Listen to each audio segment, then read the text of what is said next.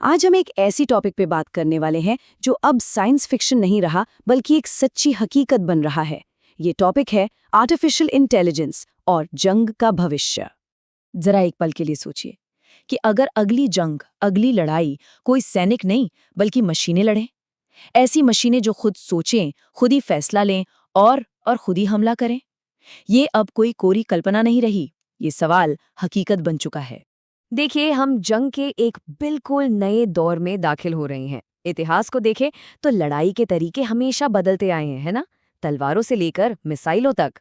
लेकिन अब जो बदलाव आ रहा है, जो क्रांति आ रही है, वो शायद अब तक की सबसे बड़ी है। ये वाकई एक क्रांति है। सोचिए, सदियों से जंग के मैदान में कौन फैसले लेता था? इंसान, कमांडर।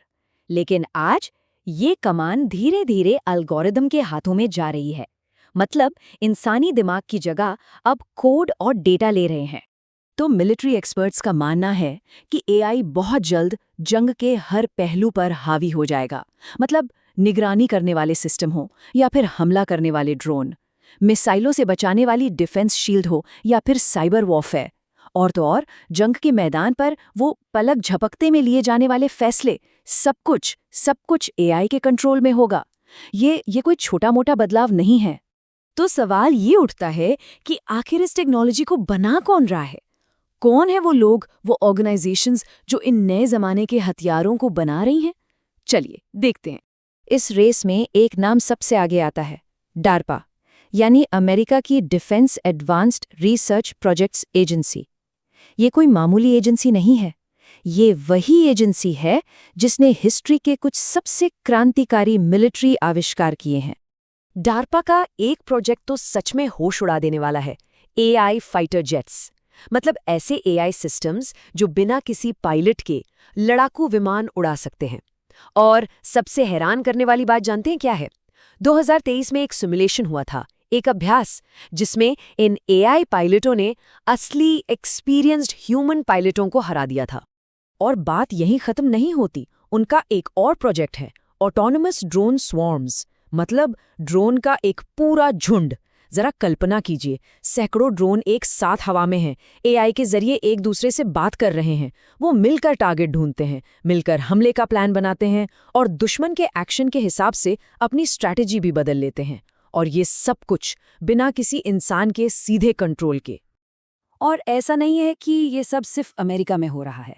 नहीं, दुनिया का सबसे ताकतवर मिलिट्री अलायंस नेटो, उसने भी ये मान लिया है कि भविष्य की सबसे जरूरी मिलिट्री टेक्नोलॉजी आर्टिफिशियल इंटेलिजेंस ही है। नेटो की स्ट्रैटेजी में दो चीजें बहुत खास हैं। पहली, एआई बैटलफील्ड एनालिसिस। आसान भाषा में कहें तो एक ऐसा सिस्टम जो जंग के मैदान से आ रहे लाखों करोड़ों डेटा को तुरंत प्रोसेस करके ये बताता है कि अगला कदम क्या होना चाहिए। और दूसरा है ऑटोनमस डिफेंस सिस्टम, जो किसी भी इंसान से कहीं ज्यादा तेजी से खतरों को पहचान कर उन्हें तबाह कर सकता है। और अब हम बात करते हैं एआई से जुड़ी जंग के सबसे विवादित पहलू की।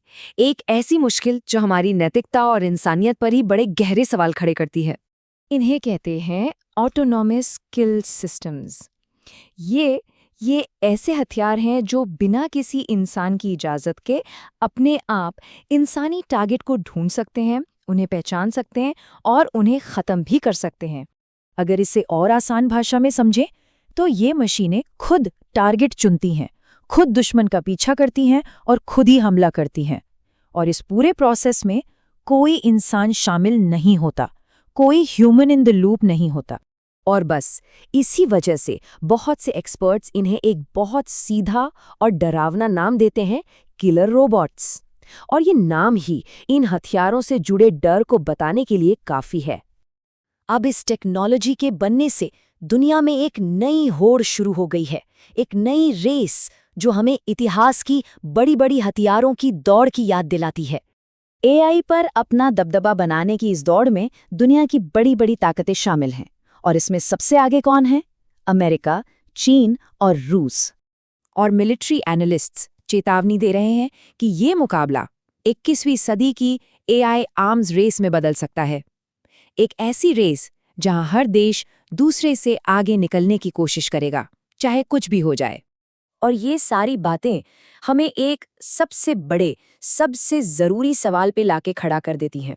एक ऐसा सवाल जो सिर्फ टेक्नोलॉजी का नहीं बल्कि पूरी इंसानियत का है। अगर अगर मशीनें जंग के मैदान पर फैसला लेने लगी, तो जो भी नतीजा होगा उसकी जिम्मेदारी कौन लेगा? कौन होगा जिम्मेदार?